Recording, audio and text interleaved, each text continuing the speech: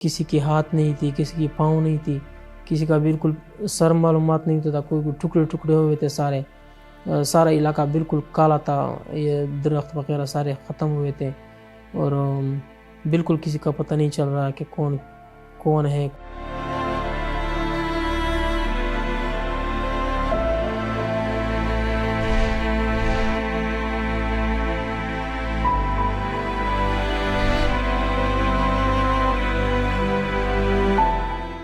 पहले हमारा असल इलाका शक्तियो है, उसके बाद हम आए थे कुटकाई, वहाँ पे वो इलाके में स्कूल चल रहा था।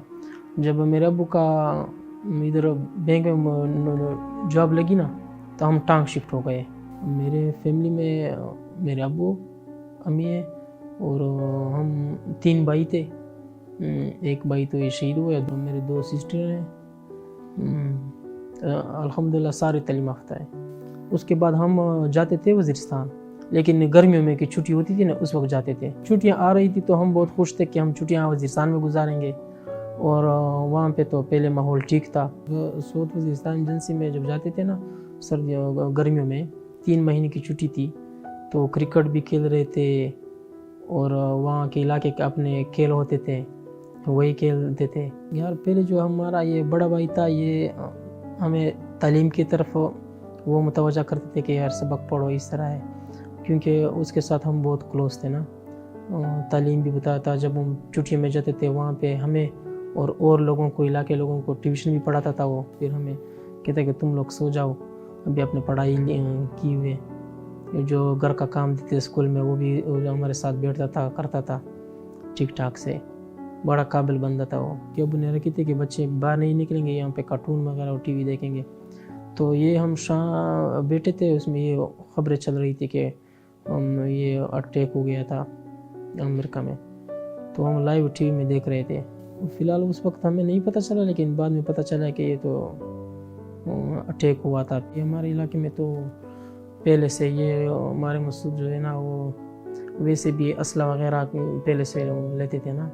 तो फिर आहिस्ता आहिस्ता ये तालिबानों का दौर स्टार्ट हो गया था, तो इसी से लोग ज़्यादा खौफ में नहीं थे, क्योंकि इलाके वाले यही लोग जो है ना वो उसमें तब्दील हो गए ना, तालिबानों में तब्दील हो गए ना।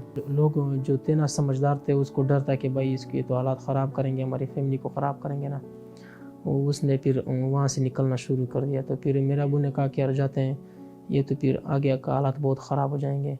और जो वहाँ से ना समझते वो तो वहाँ पर रह गए।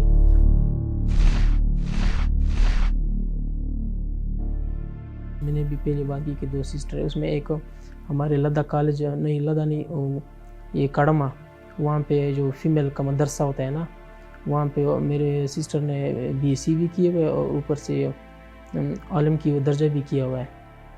वहाँ वो गया था उसको लेने के लिए, क्या ना, मेरे ख्याल में सितंबर महीना था।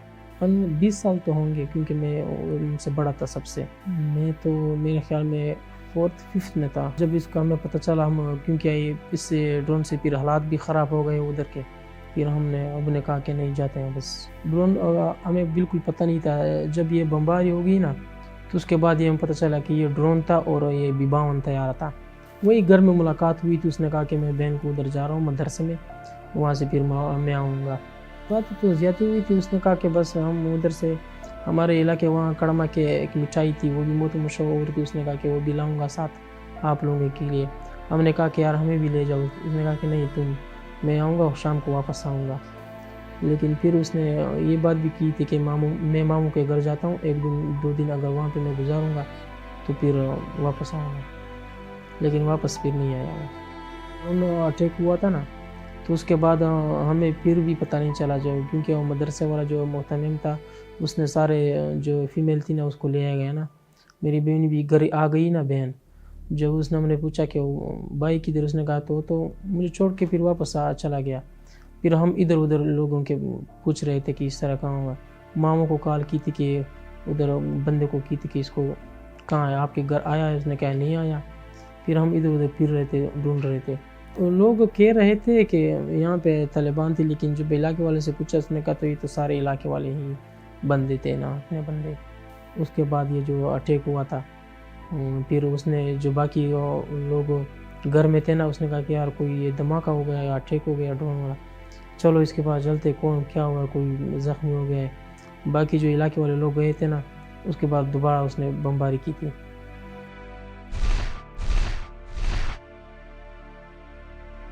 وہاں علاقے کے لوگوں سے یہ پتہ چلا بعد میں، جو ادھر ادھر علاقے سے بندے آئے تھے، اس نے پتہ کیا تھا کیا ہوا تھا۔ اس نے کہا کہ ہمارے علاقے والے جو تھے نا، کس کی گھر کے 2 بندے گئے تھے ادھر پتہ کرنے کے لیے کہ اٹیک ہوا ہے، اس کے پیچھے جاتے ہیں۔ کسی کے 4 بندے گئے تھے نا گھر سے، ویسے کوئی بغیر جوتے کی نکلتا گھر سے، کیوں بھاگ رہے تھے نا گدر سے کہ اس کو کیا ہوا۔ کسی کے پاؤں میں ایک چپل تھا، ایک نہیں تھا، وہ ادھر ہوتے۔ اور بعض لوگ کہتے ہیں کہ جب ہم وہاں پہ پہنچ گئے تو کسی کی ہاتھ نہیں تھی، کسی کی پاؤں نہیں تھی، کسی کا بالکل سر معلومات نہیں ہوتا تھا، کوئی ٹکڑے ٹکڑے ہوئے تھے سارے، سارا علاقہ بالکل کالا تھا، یہ درخت وغیرہ سارے ختم ہوئے تھے، اور بالکل کسی کا پتہ نہیں چل رہا کہ کون ہے، کوئی کس کا پتہ نہیں چل رہا تھا۔ زیادہ تر معلومات لوگوں کی شناختی کارڈ ID سے ہوئی تھی جس کے پاس تھا، یا کوئی ویسے پہچانے والا تھا، بھائی کو پہچانتا تھا انگلیوں سے یا ہاتھوں سے یا پاؤں کے، اس طرح پتہ چلتا تھا۔ اس کی وجہ سے بھی پتہ چلا کہ ہمارے بندہ ادھر ہے۔ لوگوں کو شناختی کارڈ ملا تھا ہمارے بھائی کا، تو اس نے کہا کہ کوئی اس کی لاش، اس نے کہا یار اس طرح کوئی لاش ہم نے بالکل نہیں دیکھی، کیونکہ سارے اس طرح تھے کہ بالکل گل گئے تھے نا باڈی، کسی کی باڈی درختوں پہ تھا، پڑے ہوئے تھے، اور کسی کی تو ہفتے بعد بھی لاش ملی تھی نا۔ میرے امی کو پتہ چلا تو سارے اس دکھ سے بہت پریشان تھے۔ میرے امی کو تو بہت دورے بھی پڑ گئے تھے اس وجہ سے، 1-2 دن تو اسپتال میں پڑی تھی نا۔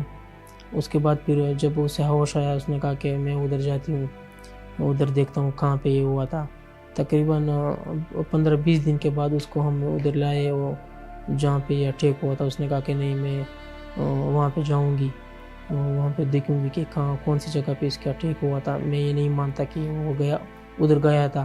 جب اس نے میڈیکل اپلائی کی تھی تو اس کا میڈیکل سیٹ، اس نے ٹیسٹ پاس کی ہوئی تھی نا، تو اس کے بعد پھر امی نے بعد میں کہا کہ نہیں، اس کا اس طرح کریں گے، جو دوسرا بھائی اس میں میڈیکل خواہاں کروں گی، اسے ڈاکٹر بناؤں گی، کیونکہ بڑے بیٹی کی جو خواہش تھی نا، وہ اس وجہ سے میں اسے پوری کروں گا۔ اور ابھی دوسرا بھائی جو ہے نا، اس کی میڈیکل انشاءاللہ شروع ہے۔